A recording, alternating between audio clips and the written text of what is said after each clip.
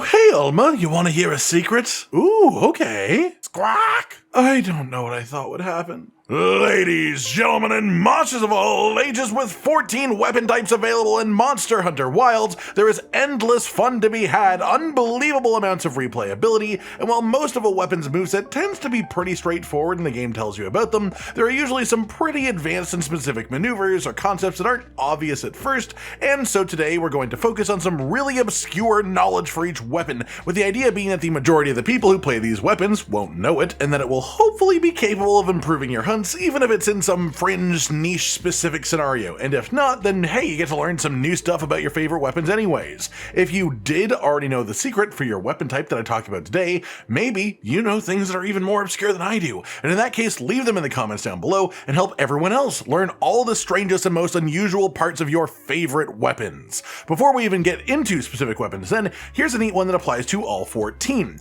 We all know sneak attacks, right? Walk up behind a monster out of combat with your weapon sheathed, get a prompt for a big pop of damage. And you can occasionally do this later again in the hunt with a ghillie mantle as well, but did you know that there is an aerial variation of this move that has an entirely separate animation for all 14 weapons? These have seemingly the same actual damage numbers as the grounded versions. Sometimes it's split into 2 attacks instead of 1, but the overall damage will add up the same. But if you walk up behind a monster with them under a ledge and you standing on top of the ledge, and if they are very close to it, you can get the sneak attack prompt when you walk right up to the end. Some examples are for sword and shield, you get falling bash as an aerial sneak attack, insect glaive just does a spinning attack, charge blade just does a sword attack from mid-air, but they are unique from their grounded sneak attacks for the same weapon, and are treated as separate attacks by the game, so I thought that was a fun one to mention to get us started off. Moving on in smithy order then, let's talk about the great sword. This one directly from Josh, and he said that I should talk about the fun bonus mechanics of sliding attacks with greatsword. When sliding down a slope, you can press triangle to enter a charging animation if you hold the button down. If you let go, you'll do the standard slide attack, and that can be followed by your normal jump attacks, and pretty much everyone is aware of that part of it. But there are 2 things that you can do instead that are very interesting and potentially quite useful in niche scenarios where you do have access to sliding. The first is if you just let the slide come to a halt at the bottom where the actual slope stops being sloped while you're holding the charge, you will end in a normal charge slash positioning, but retain your charge level, so you can use the slope to charge while moving and release the first hit of your standard combo at the bottom of the slope at level 3 charge, rather than releasing early and getting the aerial attack. Alternatively, if you do the slide attack and release and go aerial, instead of doing the normal follow-up, you can instead follow it with a focus strike if there is a wound in front of you, because this also has a ton of range, and you can use this on greatsword to hit wound spots that are normally much harder to actually reach. Next up then we have the longsword, and this as well as a few others have come from Hollow, as this is one of his mains. And this is for the new spinning crimson slash attack. This is a new part of the moveset in Wilds that you can do following a spirit round slash in red spirit gauge, and the thing that most people assume that means is once you reach red spirit gauge, any spirit round slash combo that you do after that point can have this as a combo extender at the end. But the real trick to making good use of spinning crimson slash is that you can use it when transitioning into red gauge to begin with. Specifically, if you do a spirit round slash that levels your gauge up from yellow into red, you can then press the spirit attack button again to immediately do that spinning crimson slash instead of sheathing. This not only lets you sneak in a bit of extra damage anytime you level up to red gauge, as it's a powerful hit, but importantly, it stops you from sheathing your weapon at the end of the spirit combo, which means that you can keep the offense up immediately after getting your gauge upgrade to red rather than having to sheath and reset. After that we have the sword and shield, and I have a couple for this one. The first is probably the most important singular advanced tip that I have for the weapon, but I've been yelling about this for weeks, so I'm hoping people will know it by now, so that's why we've got a second one.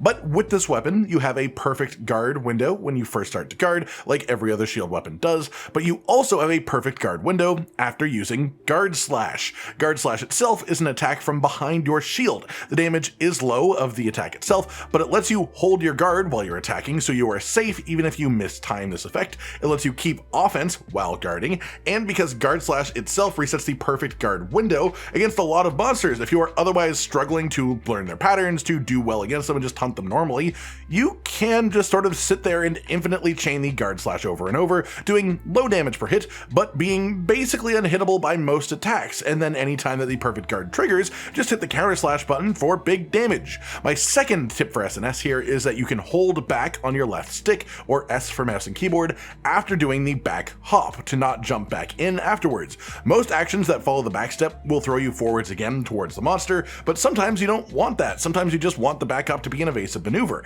and when you do, just hold back on the stick as you're doing it, and you can even do this multiple times in a row to chain backwards evade over and over in a very controlled manner as well. Then we have dual blades, and this is specific to the demon boost mode. This activates when you iframe dodge an attack in either demon mode or archdemon mode, and after doing that, you will do a twisting spinning attack. This will then replace your dodge with that same twisting spinning attack for a short duration afterwards with lots of iframes on it, but the big deal with this one is when this mode is active, you can press your main attack button after a dodge to do the screw attack, which is a really nasty multi-hit move with an insane amount of movement on top of it especially. The main tip here then is just how much ground you can cover with this combo, and specifically just how agile you can be with dodge into screw attack into dodge into screw attack just over and over. Specifically, let's say that a monster is doing a bite attack with its head. Dodge left or right to avoid the bite while doing damage to the head with the actual dodge damage, then screw attack right back in front of the head after the hitbox ends, or screw attack back around to the tail if the head is still going to be dangerous afterwards, then dodge and screw attack again if you change your mind and want to be somewhere else. This combined with the way that focus mode makes your attacks follow your exact aim, and the fact that you can toggle focus mode on and off in between these inputs means that you can, with precise controls, use this maneuver to put yourself in any spot around a monster that you want to be at any given time, so long as you have demon boost mode active. Next up then we have the hammer, and this is a trick specifically for spinning bludgeon's strong upswing finisher. When doing spinning bludgeon, the timing with which you press your attack button changes which attack ends the actual spinning bludgeon animation. Timing it poorly can result in some really bad results, especially if you are late and just get the full recovery animation at the end and sputter out, but if you just instead hold down the attack button at any time after starting spinning bludgeon, the exact frame that you can enter the strong upswing animation, you will. This removes all timing from the ability really, it removes the chance of messing it up, you just start spinning bludgeon and then hold triangle immediately afterwards, or whatever your equivalent is,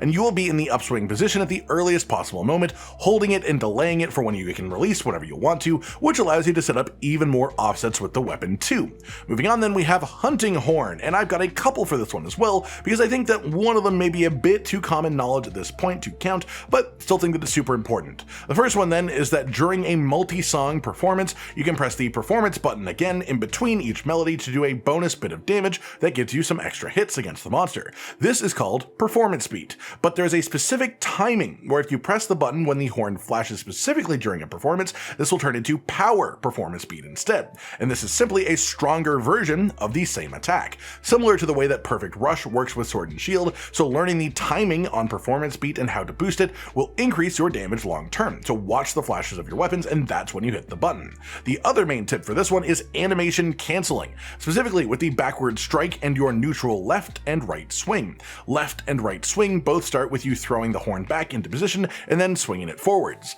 Backward strike is a really big heavy attack that throws the horn backwards. If you chain backward strike into left or right strike, you skip the beginning part of their animation, and you can endlessly chain left or right strike into backward strike back and forth over and over. While doing this, right strike has a slightly longer recovery before you can use backward strike, whereas left strike can chain directly into backward strike really quickly and effectively, so a really fast efficient combo with the weapon when you aren't looking to play specific notes and melodies is left swing into backward strike, into left swing into backward strike, just on repeat. Next up then we have the lance, and my trick for lance is that you can enter the lance sprint attack from the air at any moment by pressing the guard button. You can do this when you're sheathed, you can do this while unsheathed, you can do this when jumping off of your seikret to immediately engage with the sprinting dash attack when approaching a monster. You can do this off of a ledge by dodging off of it and then pressing the guard button. You can do it by dodging off of a ledge even with your weapon sheathed and then pressing the guard button mid-air. And importantly for the ledge version of this is that doing this is actually faster than just entering the dash attack from your neutral standing position.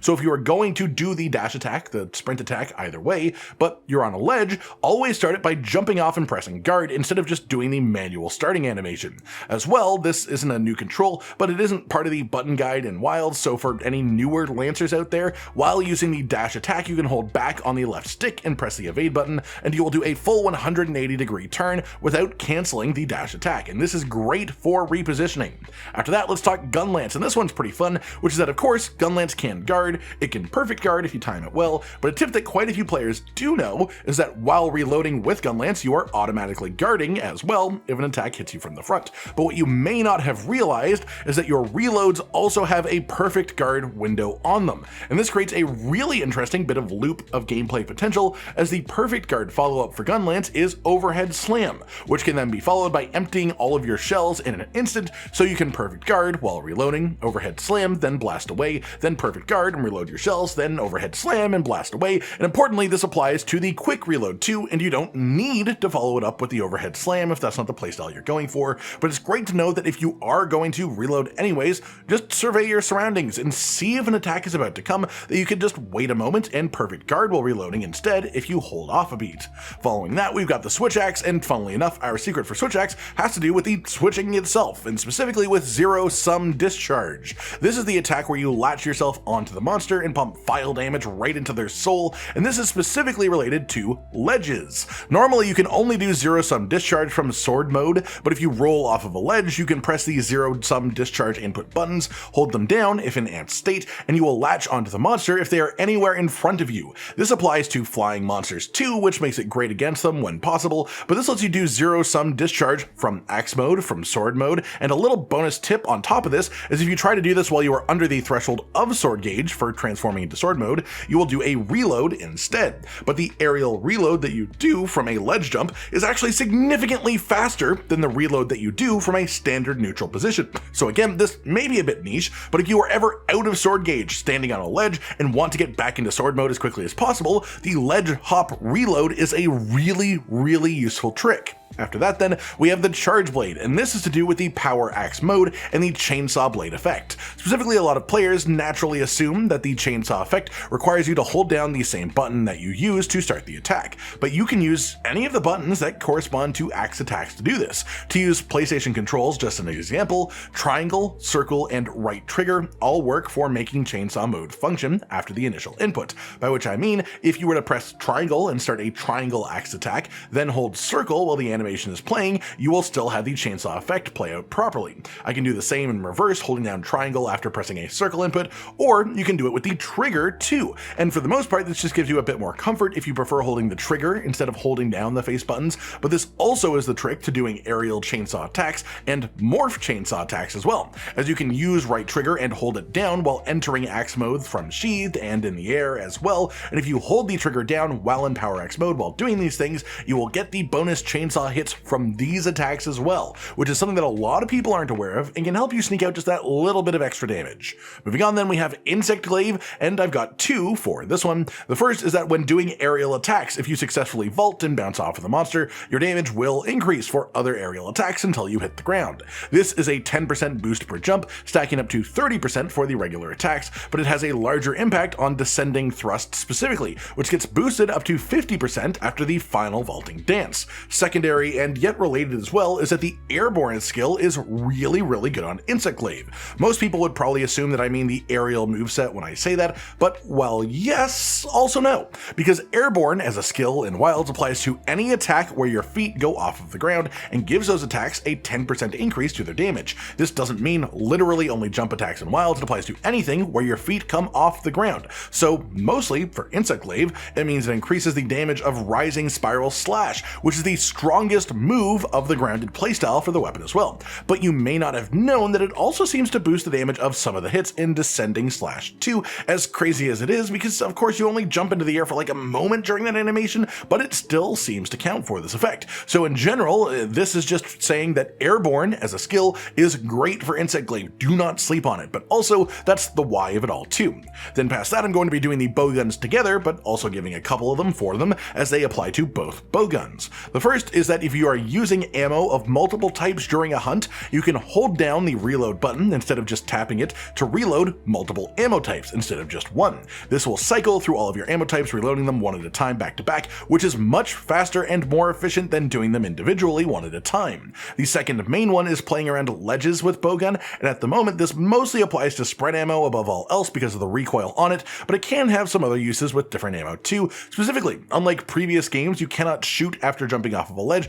to pop back onto the ledge and just do this on repeat, which you used to be able to do, but because of the recoil on spread ammo, it's technically more efficient to roll off of a ledge, shoot your spread ammo, roll back up onto the ledge, then roll off the ledge again, shoot, and just repeat that than it is to just sort of dry fire spread ammo in the open and get repeatedly knocked back and then quickly thrown out of spread ammo range. A similar solution that is very, very niche is if you can just sort of lodge yourself in and get stuck against a wall, recoil can't push you backwards if there's a wall behind you. So this is actually a pretty efficient way to play spread ammo if you want to play spread ammo. But both of these are quite niche situational tips. Then finally we have the bow, and this is a full part of the moveset for the weapon that a lot of people either don't know about or at least don't fully understand, and that is arc shot. Arc shot's reticle is a circle on the ground while you're aiming it, and after firing it, it will rain down some damage from above. But while doing that, up to 4 of these arrows will get stuck and stay inside of the monster after the fact. You can then lock onto these and pop them for a bit of bonus damage using the focus strike for bow,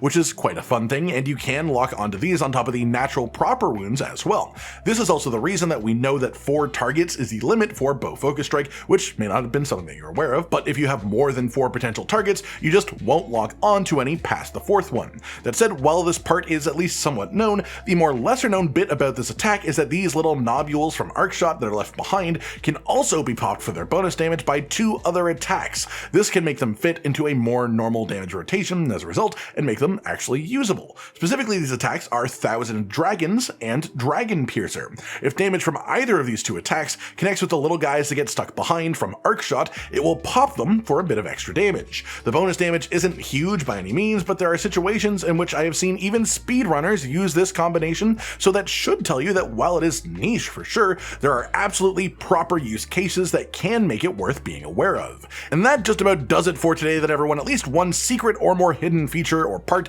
of each of the 14 weapon types in Monster Hunter Wilds in the hopes of trying to help expand your hunting knowledge or just show you things that are neat if nothing else. If you know of more obscure parts of your weapon movesets like these, feel free to leave them in the comments down below and share them with your fellow hunters too. Like if you liked the video, subscribe to the notification bell for more, and most importantly, ladies and gentlemen, until next time, stay sweet. Josh, Cotton, and Hollow with the videos, dropping the humor like a hammer on your tippy toes, bringing entertainment on a daily arrangement to take our insanity and turn it into entertainment. Yes, I said entertainment twice, to reiterate that it is nice to look into your faces on a mostly daily basis when you let us in your homes to make the whole world our stage. Goodbye.